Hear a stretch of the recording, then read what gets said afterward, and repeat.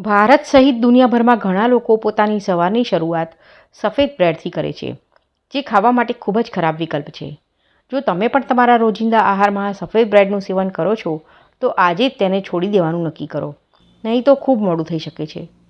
તો આજના વિડીયોમાં હું તમને જણાવીશ કે તમારે સફેદ બ્રેડનું સેવન કેમ ન કરવું જોઈએ. નમસ્તે મિત્રો, હું છું જ્યોતિકા અને મારી યુટ્યુબ ચેનલ જ્યોતિકા ધ યુટ્યુબરમાં તમારું હાર્દિક સ્વાગત છે. તો ચાલો વિડીયોની શરૂઆત કરીએ. સફેદ બ્રેડ બનાવવા માટે ઘઉંના લોટનો ઉપયોગ થાય છે, પરંતુ બ્રેડ બનાવતી વખતે તેને ખૂબ જ બારીક પીસીને બધા વિટામિન અને પોષક તત્વો સંપૂર્ણપણે દૂર કરવામાં આવે છે. તેનું કારણ એ છે કે બ્રેડ જેવા ઉત્પાદનને લાંબા સમય સુધી તાજા અને ખાવાલાયક રાખી શકાય. બ્રેડમાં વપરાતા લોટને બધા પોષક તત્વો અને તેલ કાઢી નાખ્યા પછી બ્લીચ કરવામાં આવે છે, જેથી તે બગડ્યા વિના લાંબા સમય સુધી ટકી શકે. આ ઉપરાંત તેમાં કેટલાક એવા રસાયણોનો પણ ઉપયોગ કરવામાં આવે છે જેથી તેનો કુદરતી પીળો રંગ પણ દૂર થઈ શકે. પરિણામે સફેદ બ્રેડનું સેવન કરનારા લોકોને ડાયાબિટીસ, હૃદયરોગ અને સ્થૂળતા જેવી સમસ્યાઓનો સામનો કરવો પડે છે.